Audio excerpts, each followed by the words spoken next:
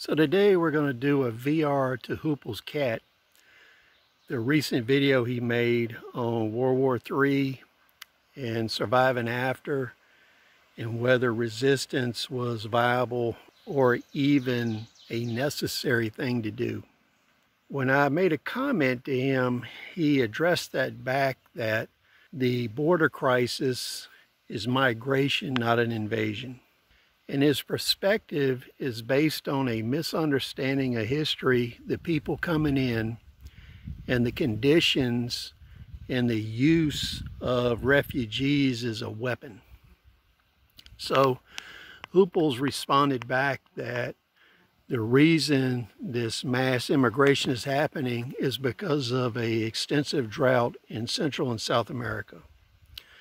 The big thing he neglects to cover in that reasoning is the fact that the United States is experiencing the same drought and has periodically experienced the same drought for most of my lifetime.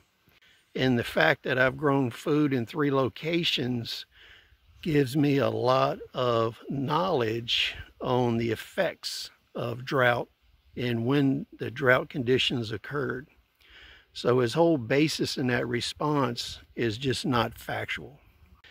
And then we go further on, and if we look at historical facts, military tactics, it is a normal thing to create forced migration. And if you look at Central and South America, the amount of political turmoil has been massive. That fed migration. The NAFTA and GATT killing the agricultural industry in certain parts of Mexico, pushing people into service of cartels. Those effects of NAFTA created a lot of this migration. And then we look at the wars in Central America with Nicaragua, Guatemala, Honduras, and those locations, and the toe of Mexico. And we find that this created a lot of that migration. Then we go to look and find out who is making money off of this migration.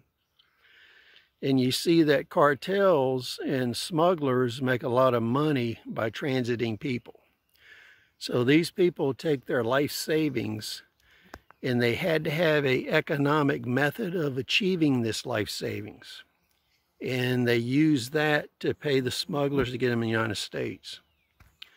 Other people try to do it without using smugglers. Those efforts are mostly unsuccessful. Then we look at the refugee camps and the political policies of all the countries. They deliberately push refugees to the United States in this migration, and it's called northern pressure. So Honduras, Guatemala, Mexico all practice that politically. This is information Huples just chooses not to know or to ignore. So on the military aspect of this, we know that the United Nations is funding these refugee camps. They're providing information. Cartel is providing information, and a lot of NGOs are making money off of these poor people that are being forced north. Now, what is the result of them being forced north? One is the economic burden and catastrophe pushed onto the United States. The other is social cohesion issues.